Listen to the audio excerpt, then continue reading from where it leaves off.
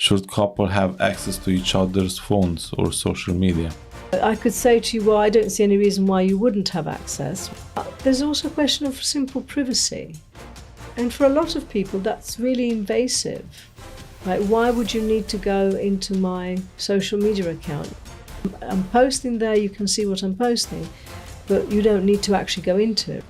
The difference between being able to see what your partner's posting and actually having access to the account is a different issue. For some partners, they have each other's passwords. They easily exchange these things. They easily kind of go in and out of each other's things without. But it's something that they've agreed to and that that works for them.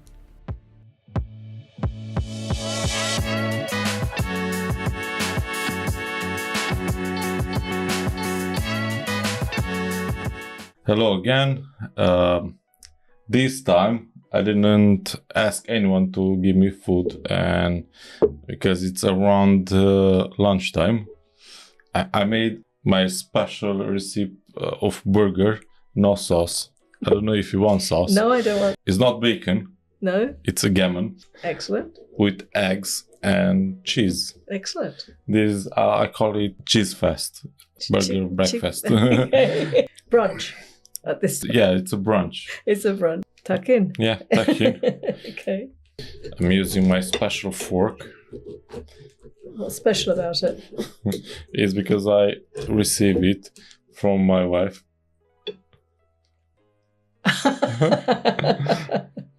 It say, I fucking love you. There you go.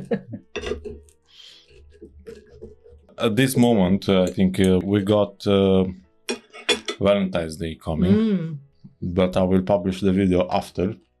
And my gift for Valentine's Day is coming too late. On the website where they are making books.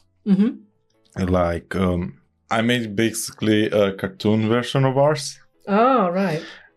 But it was only for couples. You can tap in, even change the words, create a story, and you can change the pages, and say why you love that person. And I put in some pages my daughter in the back and say, I'm hungry. Right. I think she's going to love that, because my daughter, after she ate, right, I'm hungry. right. Well, you feed her, she say, I don't want it anymore.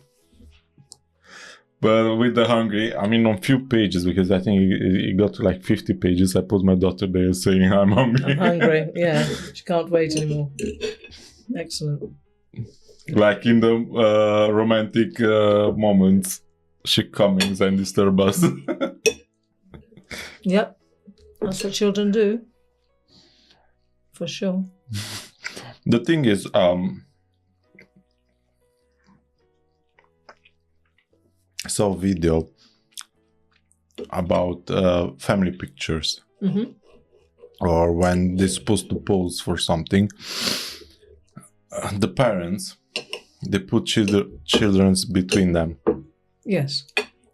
And that person said, that's not right. It's you first. You need to stay together, and children around you. Not the children between you. Different fashions. I think I think it's something which we don't think about it, but in the end, the couple, the husband and wife, is going to be always together, because the children are going to leave the home. Eventually they will leave, yes. There's some stuff which we need to think about in the relationship. I already want to say something about that. Shall I? If before you even start asking me questions. Yeah. The thing is, when you eat, you come with a talk. You know? I don't know if you like the egg. No, why? Perfect. It's fried in lard. All right. Okay. So lots of fat. Yeah. Okay. Apparently, fat is good for brain. Yes. The right kind of fat, yes. Yeah, not sugar. Yeah. Because sugar, it's like drugs. Yeah. Very nice, Marianne. Maybe next time we'll bring the food. Yeah, why not? Specialist Maurizio specialities. Okay. Yes, we're filming. We are coming back after we finish eating. Because it's not quite nice to be so long and just watch us how it is. Yeah, it's boring for the viewer. Yeah. Yes, understood.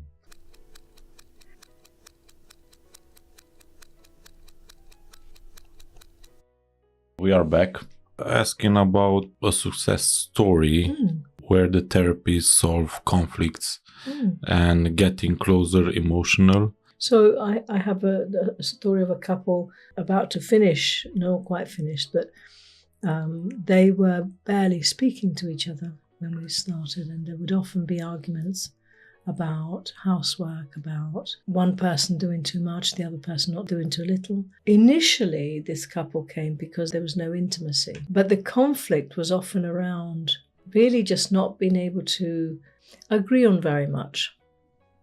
There was a constant tension, so when you're talking about conflict, that's what I think about. I think about the way in which a couple can have a lot of tension, just day-to-day kind of stuff. I found myself like that happened to me. It happens to...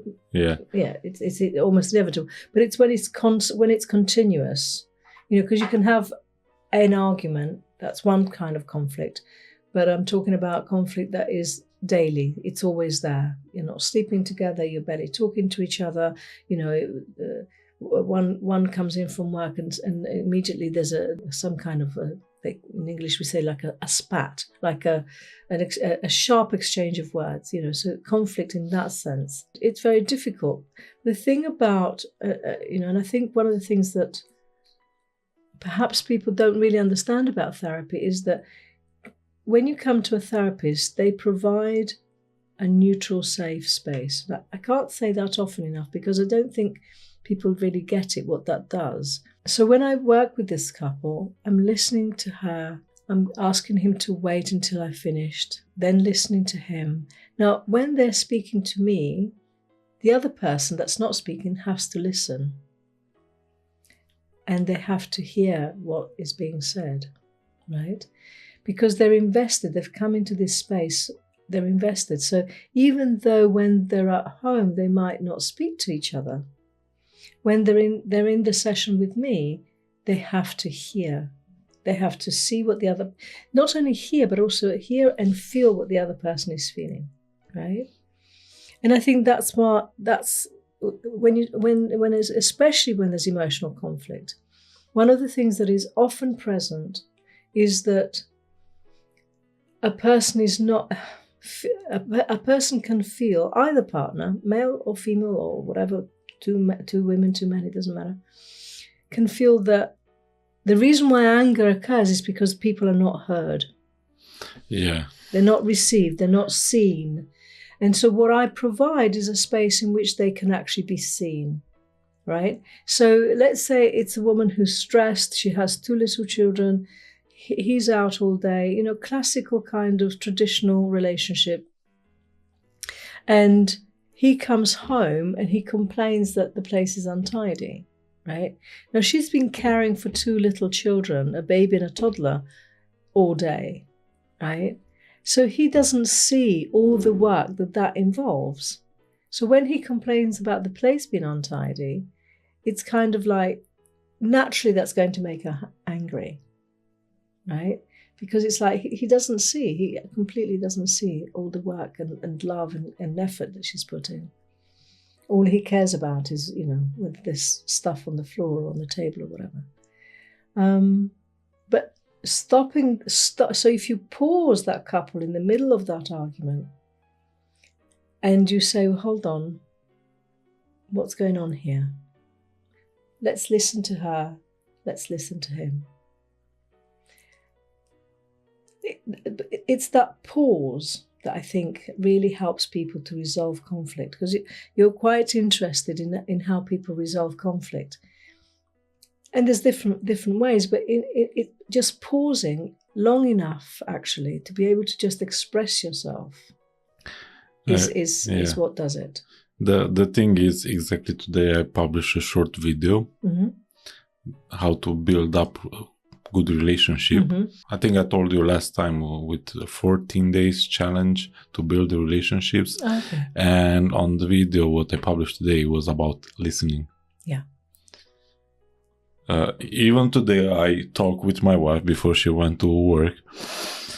She was trying to help me to understand what's wrong with me, in the sense, sometimes I don't believe in myself, the way how I'm talking.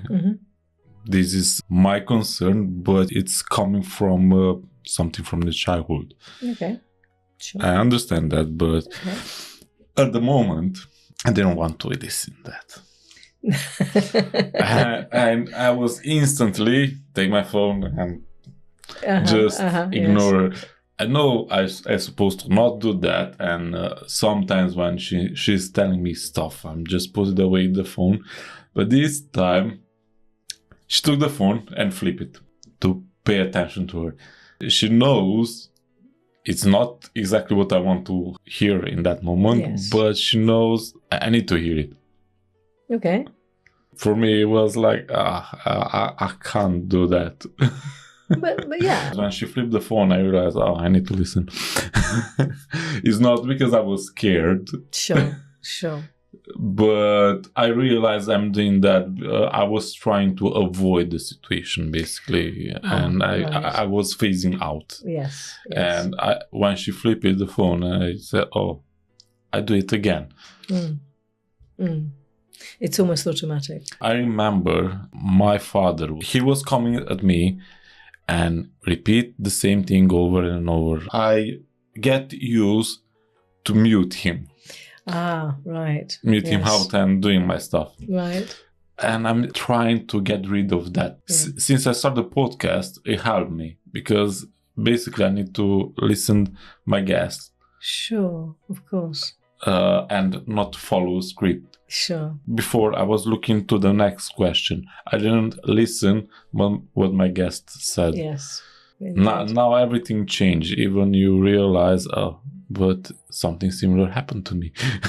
It's a learning process. But it is absolutely a learning process, and I think that's one of the things that people learn through therapy, is that it's a learning process. That actually building a good relationship is a learning process.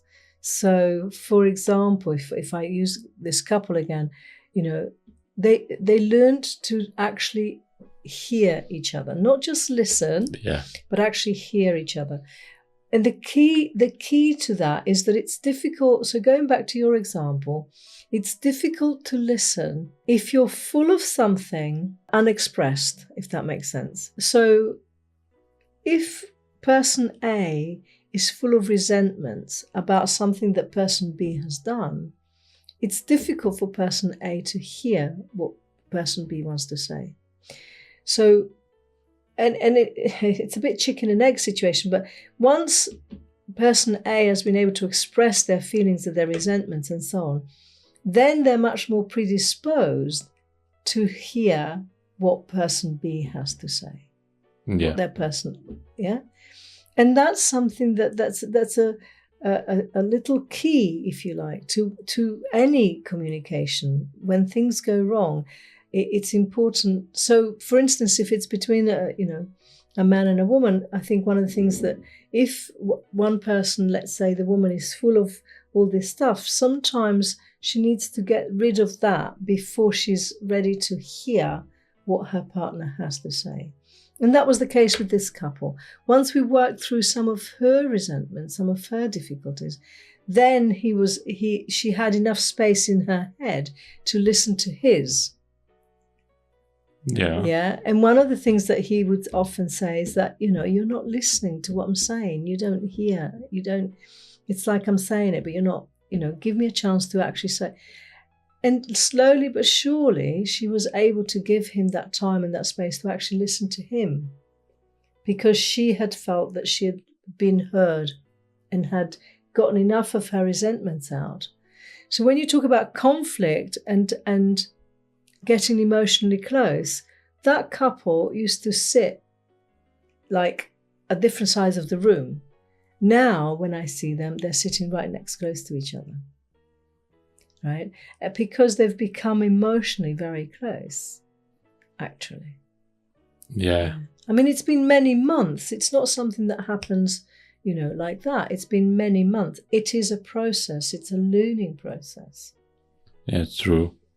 What is the worst part of relationship that often brings most conflicts? It's a really interesting one, because we can go for the easy hits, sex and money, right? That's the easy part. But actually, I think it's the easy part. Yeah. But there's something much more profound than that. Not sure how to put into words, really, which is about, and I think this is where therapy becomes absolutely necessary, which is about when people bring childhood conditioning, which has become unconscious, into their present day circumstance. So, for example, let me think of another couple now where the father was an alcoholic. And he would, in fact, I can think of more than one couple where this is the woman's father is an alcoholic and effectively terrorizes, when he's drunk, terrorizes the family, the children, the wife. Sometimes there's violence, sometimes there's very severe violence. Now, the worst part is that when that woman grows up and goes into a relationship, often what can happen is that she brings that expectation that men are going to be like that. It's unconscious. She doesn't think it consciously, but in her, what she's learned from her childhood is that men are drunk or violent or abusive or both or all of it. And she can then, because she has that expectation, she can then project it onto the man. It happens with men too. It's not specific to women. I'm just using that example because there's quite a few examples in my mind of women who've come into a relationship with a good man, right? But still expecting that somehow he's going to be the father. Like the father. And I would say that is probably the worst thing, because in her anxiety and fear, she doesn't see the man who is in front of her. She sees her father. Again, this is unconscious. That's why it's difficult. Yeah, I can relate with that. It's just because she was in charge to tidy up the house in her family and I think I remember even one time everything was sparkling. Only the light switch was a bit dirty. I don't know why. Yeah. And he snapped on that. But the thing is, I saw she's doing the same with me.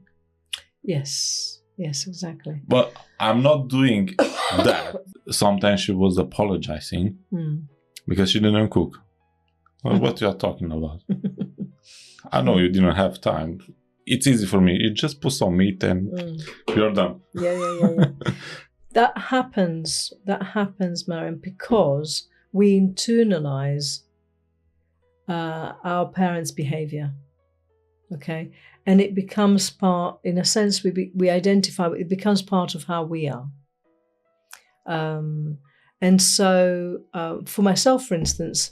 I grew up in a very traditional household, and my mother was very particular about how you make beds. Okay, and you had to be made in a very precise way. And with my children, I was the same. And my daughter, who's about to turn 50, by the way, will still tell you how many times I would, if she didn't make the bed correctly. Yeah, I would unmake it and she would start again until she made it correctly. Because I internalized what my mother was like and became like her in many ways. And I mean, hopefully you grow out of it. I certainly wouldn't do that now. But when I was younger and my children were little, I would behave very much like that. My mother was Italian, and what Italian mothers love to do is feed you, right? Yeah. There's a word in Italian which is eat, which is mangia. So she would say mangia, mangia, eat. And I was like that with my children, You have to finish everything and you have to eat everything, otherwise she's offended that that your food isn't good or something. Oh yeah. So and we bring these things to our relationships, not just with our children, but with our partners, with our friends, and so on. So yeah, we've gone off topic a little bit there. Yeah, but I know, but still, it was still interesting because I remember if you didn't eat, so I don't like my food. Exactly. I cook all day, exactly. and you're Yes. not eating. Yes, what's wrong with my food? Yeah. My father was bringing. There are people who don't have food, and you are picking. Yeah, I got that one too. Yeah, absolutely.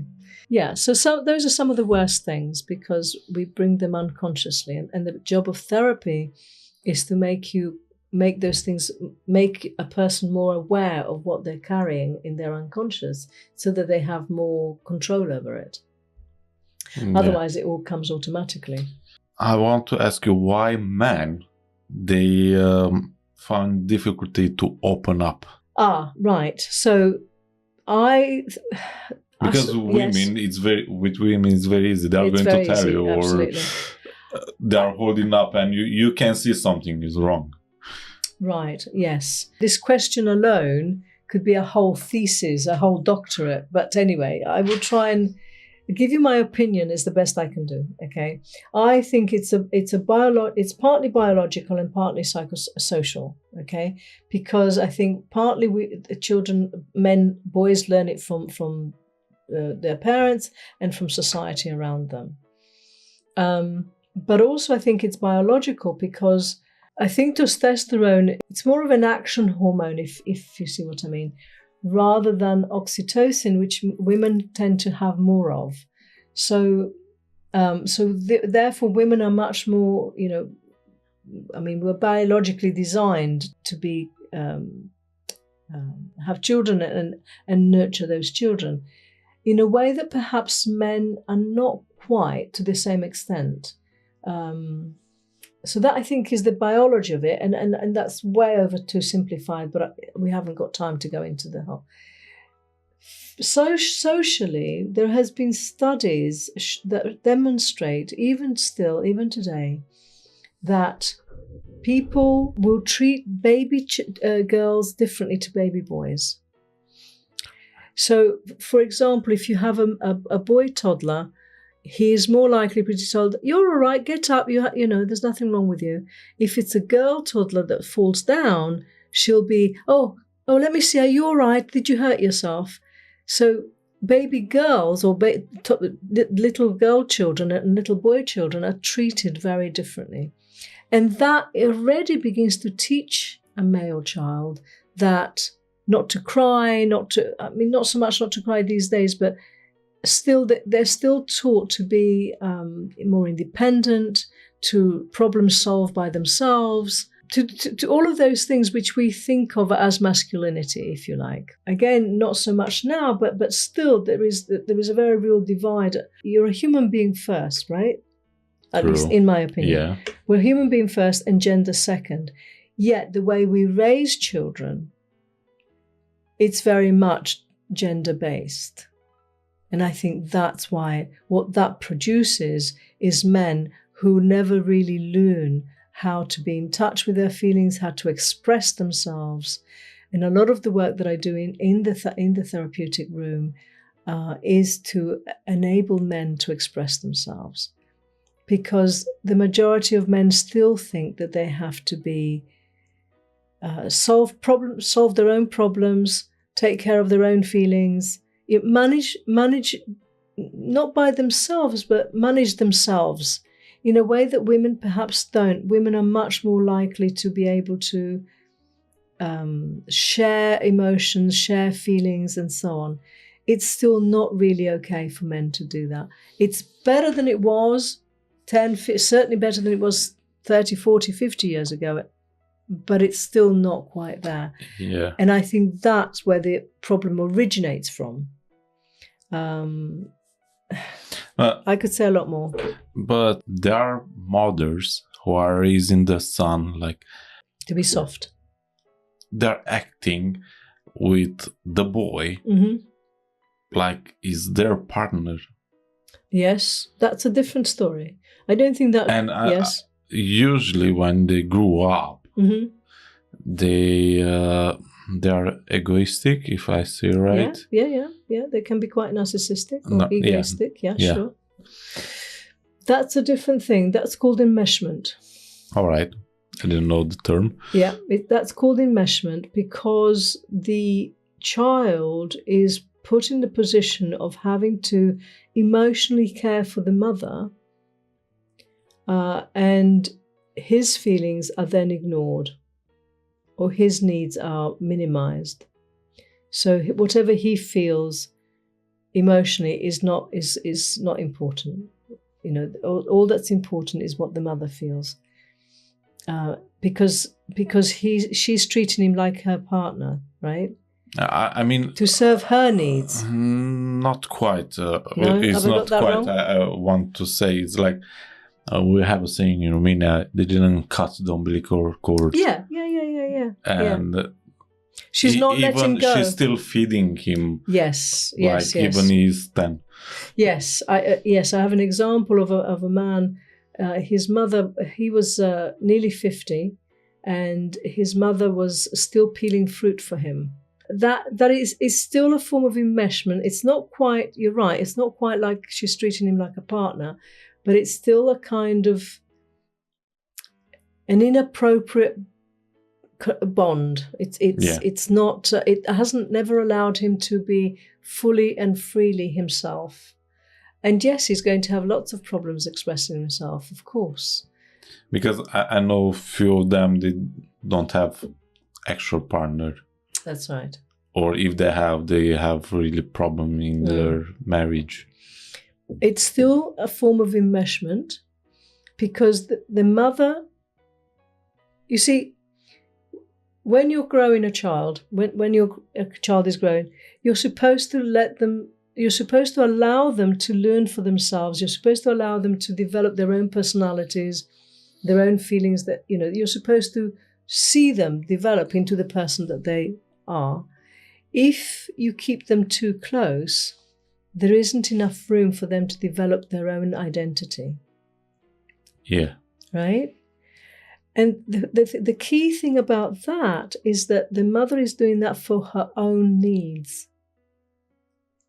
She's not doing it for him. True. Do you see? And that's why he never really learns even how to express himself, because all he knows is how to be what his mother wants him to be. Make sense? Yeah. Yeah, it's very sad actually in many ways, because then when that mother dies, then he's even more lost, isn't he? Do you see what I mean? Yeah, I know. Because he doesn't know how to relate to other people or women, let's say in this case, in a more normal or natural way. I mean, that kind of situation will take some years of therapy to fix. I remember now a story. I know someone who went in Italy for work, basically to bring some money to the family. Sure.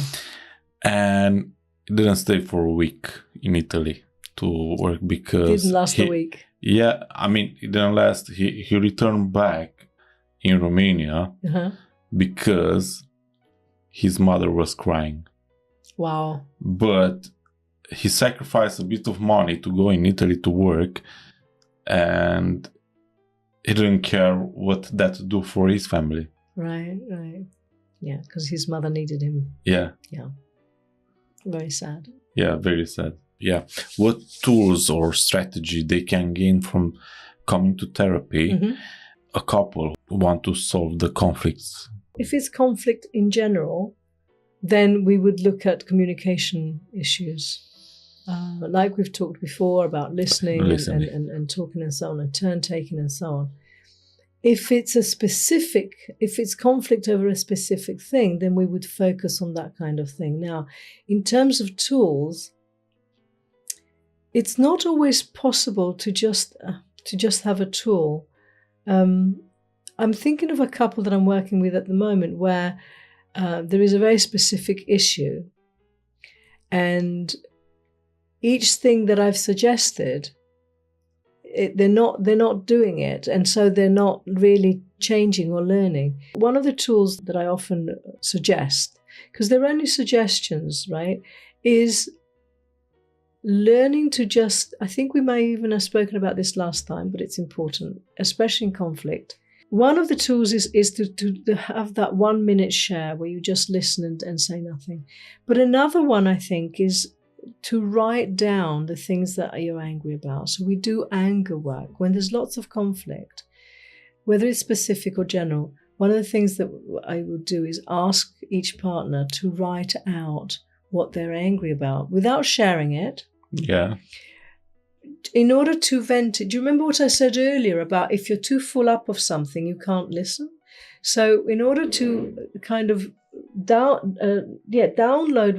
what you're angry about, I offer to people to write it out, right? In whatever, in your native language preferably, because it flows more easily. Yeah. I'm angry with you because, and keep finishing that sentence.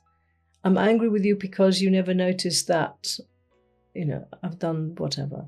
I'm angry with you because you said this. I'm angry with you, and so on. And really download all the things that you are feeling so that you're a little bit more empty and have a bit more space for being able to actually look at the situation differently. Now, another tool, a simpler one perhaps, and one that's at times difficult to learn. And I think I've often had to speak to men more often than women, but I think both need to learn it. And that is to step back. I don't know if we talked about this last time. I think I said something about this type. You step back. So in the middle of an argument, and you have to step back and you have to say, what's going on here? Okay. And that's important. And that's really important. Or you separate from each other. You don't continue the talking, the shouting, the whatever. You separate from each other. That's another one. Okay. These are really key things to do when there's lots of conflict. You step away.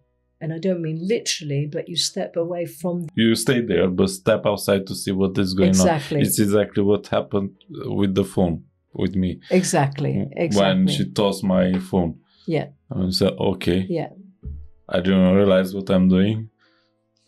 I got it. The reason for that is because a simple maxim that you might like to adopt is the solution is not where the problem is. True. Right? Yeah. The solution is never where the problem is. So you've got to step away from the problem if you're going to find the solution. Okay? That's if you can remember just that, it'll trigger you to just mentally step back and say, whoa.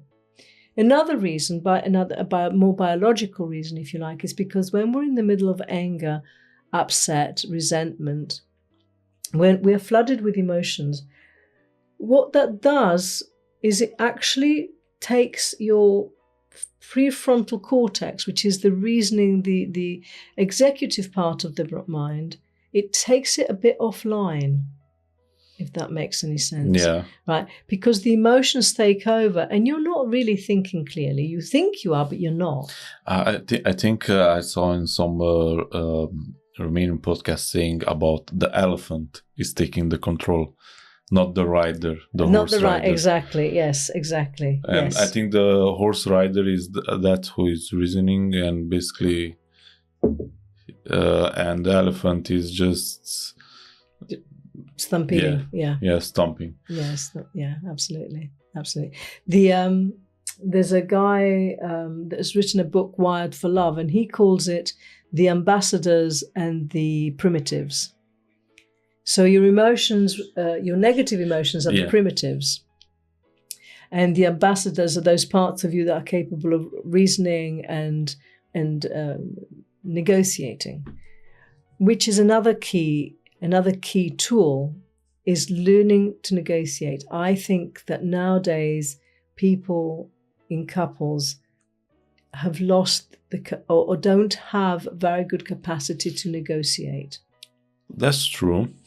Because you need to negotiate for your needs. You need to negotiate for your partner's needs. You need to negotiate for everything. Yeah, we need to. Same with the kids. Exactly. And if a person has too much of a sense of entitlement, they're not negotiating. And that's another key tool would be to negotiate. Because in negotiations you have to know what you can live with and what you can't, and what you can't live with.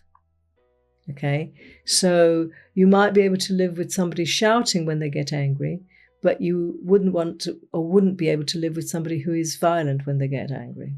Do you see what I mean? So, but you have to know that within yourself, and you need to be able to, kind of negotiate around that, because there are some things which are non-negotiable, like violence, right? That's non-negotiable, but everything else can be, right? Yeah. So that's quite a lot of things just there, actually. I have this question. How does therapy helps couples build and maintain emotional intimacy? Emotional intimacy or just... Emotional intimacy. Or intimacy in general? Yeah, emotional. Okay. Make time for each other. One of the things of our modern society is that nobody has time for each other.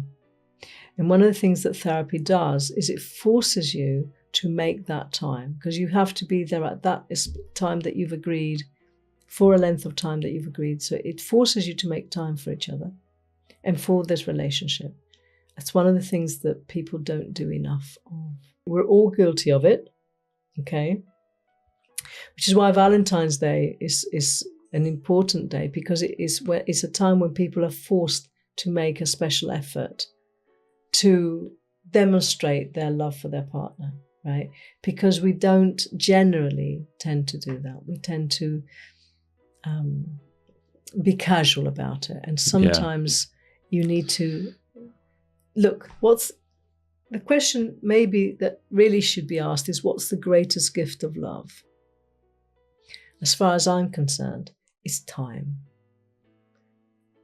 If you give me your time, undivided attention, that for me is the greatest gift. It doesn't matter where we are then, it doesn't matter what we're doing, what we're wearing, what we look like. That focus of attention is always going to make you feel special. The best gift is time. Is time. Absolutely. Yeah, that's good. So if you want to build emotional intimacy, make sure that you make time for your partner to just be with them. Nothing else, no phones, no nothing. Like have a coffee. Yeah, just to have, absolutely. Basically how time. I had today, coffee and a talk. Yeah, exactly. What is the best way for a couple to manage the emotional triggers from the past traumas? Okay, so let me just first say a couple of things briefly about traumas. There's all kinds of traumas in the world, all kinds of traumas in our lives. And it can be something very minor from, being shouted at or being bullied, all the way through to major traumas like war and assaults and so on. I think what you're talking about here is kind of maybe things that's happened to somebody in the past, whether they had an abusive relationship or something like that. And these things will resurface. So we can use the example of somebody being shouted at. If somebody has had a bad experience with people shouting at them, if they then have a partner but when they get angry, they shout, it can it can reawaken those bad experiences. Okay, so these are what we call small T traumas. Okay, and they basically, the couple has to come together in their thinking about how they manage that. Okay, because the person who is being triggered needs to understand that that is what's happening to them, that this is a trigger. This isn't about now. This is about a trigger, something that happened in the past. It's not the same. This is not the same thing. It's not happening to me. And the person who, in this case, doing the shouting, needs to realize that they're triggering their partner and needs to learn to modulate their voice even when they're angry. Okay, because you can be angry without shouting. You can talk in an angry way without raising your voice, right? So this is what I mean by modulating your voice. It's about kind of having an awareness that actually when you do this thing, whatever it is, shouting in this case, you're going to trigger, your partner. And that way you have to work together. But until both people realize and understand, are aware of that's what's happening, it's probably going to cause squares. But this is again where sometimes therapy can really come in and point out, wait, why are you reacting? You know, let's say I had this couple in front of me, he kind of is triggered when she's shouting, then I would say to him, okay, what memories do you have about being shouted at? Let's think about that for a minute. What happens to you inside your mind? And so on. And then I would talk to her and say, why do you find yourself shouting? Is there some other way that you can learn to express your anger? And so both they work together then to improve the situation. And eventually that, the trauma can resolve itself as well. And eventually he becomes, a little bit more, less sensitive, let's say, to raised voices. Yeah? Does that answer your question? Yeah. Should couple have access to each other's phones or social media accounts? That's quite a tricky question, isn't it? Because, I could say to you, well, I don't see any reason why you wouldn't have access, right? But there's also a question of simple privacy, right? So, and for a lot of people, that's really invasive, right? Why would you need to go into my, social media account? You can see, I'm posting there, you can see what I'm posting, but you don't need to actually go into it, right? Because there's a difference, isn't there? So there's a difference between being able to see what your partner's posting and actually having access to the account. It's a different issue. But for some partners, they have each other's passwords. They easily exchange these things. They easily kind of go in and out of each other's things but it's something that they've agreed to and that that works for them. Like in my case. I mean, basically, we have that because we need something what it's like a picture from Messenger, exactly. say. I have the same with my partner. We know each other's passwords and so on. But unless I would never have a reason to go into anything of my partner's without either I've asked him, and it's just easier if I already know the password, and I will say to him, I just need to get something from your phone. But it's something that I think each person, and I come back to this idea of negotiation, you need to negotiate. It's important, I think, that you are both comfortable with whatever level of access you give each other, right? For instance, I quite frequently share my location with my partner, but some people feel that would be really invasive. Whereas, again, it's a very personal, I think. It can be for a security reason. Exactly. Yeah. But some people feel invaded. Some people feel it's inappropriate. But it's the same with money, isn't it? It's another thing. Some people share bank accounts, they know exactly who is earning what and so on, and they pull all their money together. And some people keep everything very separate. I think it's a personal choice. I think you have to think about why you would share a bit with your partner, how safe you feel with your partner.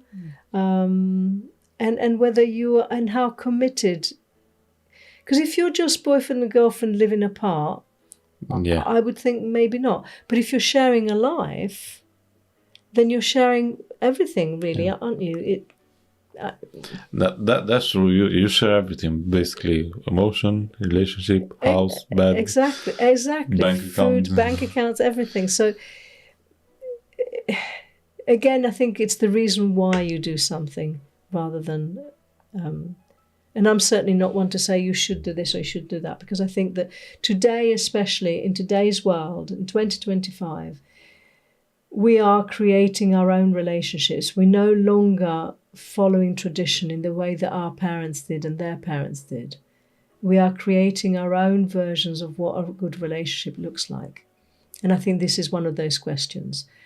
Sex is the same, emotional closeness is the same. It's what's right for you and your partner. And you alone can know that together. That's my answer. Can you answer briefly for how couples can rebuild trust after infidelity or betrayal? How many words have I got here? That's why I say briefly. Briefly. Oh my God. Look. Because I think it's not easy. It's not easy. But the key thing with building trust, as far as I'm concerned, is transparency. Transparency. Now, that doesn't mean that the person who is trying to rebuild their trust should want to know every minute detail and control everything. No. But I do think that both need to be transparent about what they're feeling, about what they're doing, about what's going on for them inside. Not so much outside, but inside. And I think that's what builds trust. Because if you know what's going on inside your partner's head, you kind of know what they're feeling, you know where you stand. And I think it's that knowing that makes you feel safe to trust again. That's as simple as I can make it. There's a lot more to it than that. But ultimately, if each person can be really transparent about their feelings, the problem with that is that it can make you feel vulnerable, it can make you feel unsafe, and so on. So there's a lot of work to do there. A lot of work, especially after infidelity. I think it's a very hard question. It is a very hard question. And I'll tell you one thing about infidelity. I have come to believe through my work and with people who've been unfaithful, I've come to believe that infidelity most often, not always, but most often is born out of anger. And the reason why I say that is because you have to be pretty angry to not care how much what you're doing is actually going to hurt your partner. Yeah. Yeah? Yeah, that's true. Otherwise, you're delusional, because people say, oh, well, what you don't see, you don't hurt you. Well, actually, that's not true. That's absolutely not true. Maybe it doesn't hurt in that moment, but later. Absolutely. Because every secret is going to be revealed. Exactly. The sooner. truth will out, as the saying goes. I read a statistic lately about gay relationships. Gay relationships, yeah. Apparently, here in UK, almost 8,000 of gay marriage. Yeah. Which almost 500 it was women and the rest it was men. My question is, how do gay relationships works?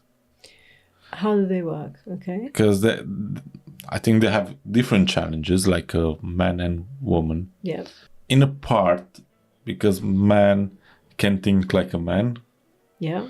If they are both a pair, or like woman and woman, maybe they don't have that with tidying up the house. How do they work? They work, the simple answer, the really simple answer is they work just like any other relationship. Gay relationship work just the same as because we're talking about people. In the end of the day, we're talking about human beings, right? And in a gay relationship, you're going to have one person that is very tidy and one person that's not very tidy, irrespective of their gender, okay? Because this is more about what you learned as a child. It's more about, what all kinds of things that are not necessarily to do with gender, to be fair, okay? Now, how do gay relationships work? The interesting thing about gay relationship that I think works better than heterosexual relationships is that very often gay relationships, polyamorous relationships, open relationships work well. When they do work, they work well because everybody knows what the rules are.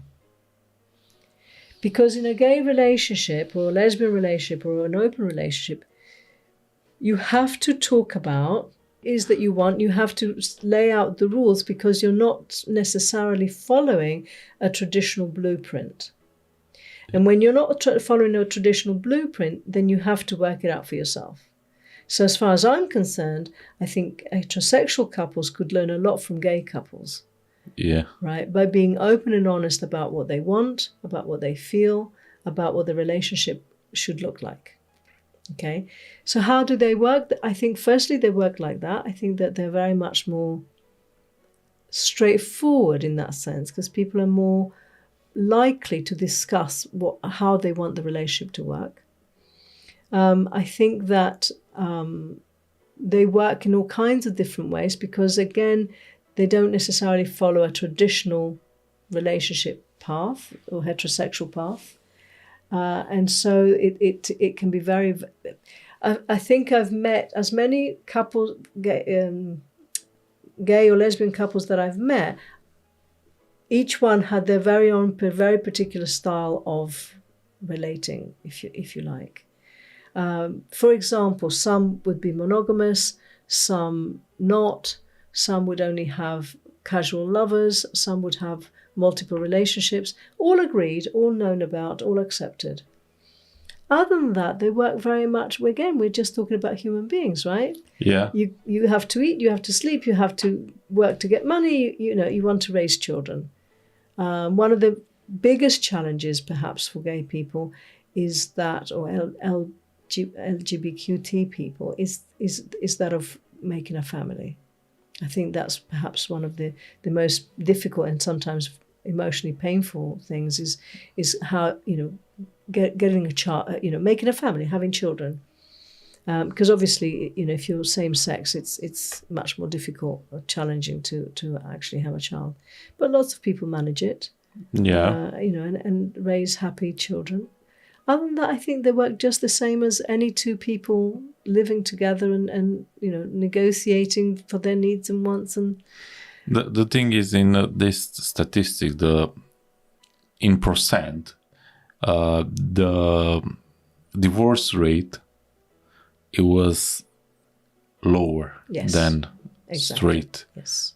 For the reason, I'm sure, I don't know what this, I haven't read this research, but I would guess it's for some of the reasons that I've already stated. Question, what challenges they face? The challenges they face, the two main one are creating a family. Obviously, that's a big one.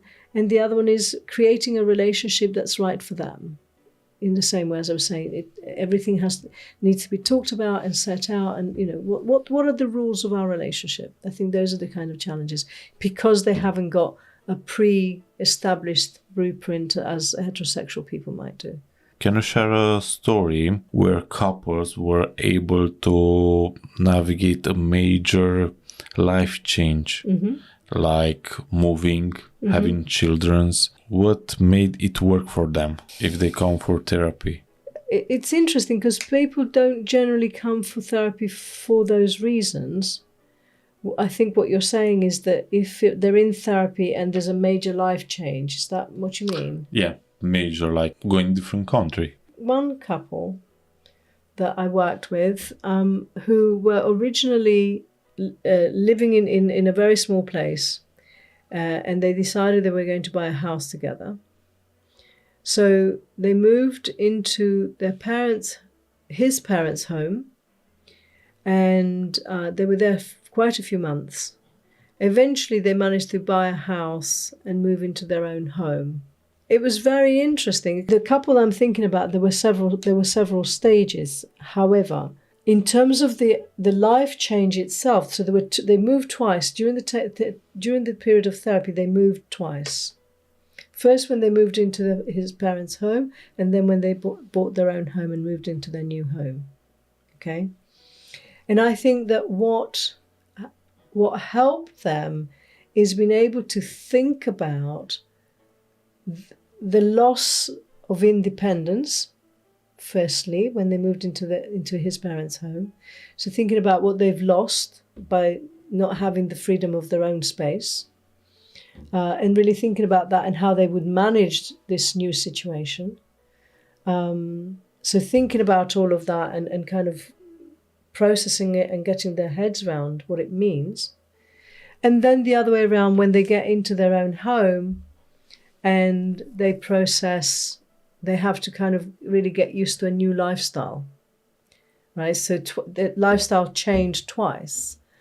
And what's important when you're going through a life change like that, or whether it's a new baby or as you say, perhaps moving country, is really to learn to think about and really give time to what it means to, what are the changes? Really understanding what the changes are, what you're losing, what you're gaining, how you're different in it, because this couple was very different whilst they were at home with his parents in the parents' home than when they had their own house. It was like a different couple. It was literally like a different couple. The stress of being in his parents' home, because you're not free to just be yourself. You're not free to, your parents are going to notice everything you're doing. If you're having an argument, if you're having noisy sex, if you're wanting to go out and eat at 2:00 in the morning or something, whatever, right? Yeah. So you're constrained, right? And it changes the dynamic between you and your partner. But then when they moved into their home, they were much more relaxed, much more open. Sex became much more easy for them. Again, all because in the therapy, we were able to just think about what it means, how you manage it, what you're gaining, what you're losing, what you're giving up, etc. So just giving time and thought to those things is really important. And I think that's one of the key things that therapy helps you do, is really cause you to just stop and think, okay, what's going on here? What am I feeling? How do I need to manage this? That kind of thing. Does that answer your question? Yeah? Yeah. We are going to see you in the next episode. Yes, and thank you. I will look forward to it. I will see then what food we are going to eat. Okay, perfect. If you have any questions, just pop them in the comment section and I can ask. Absolutely.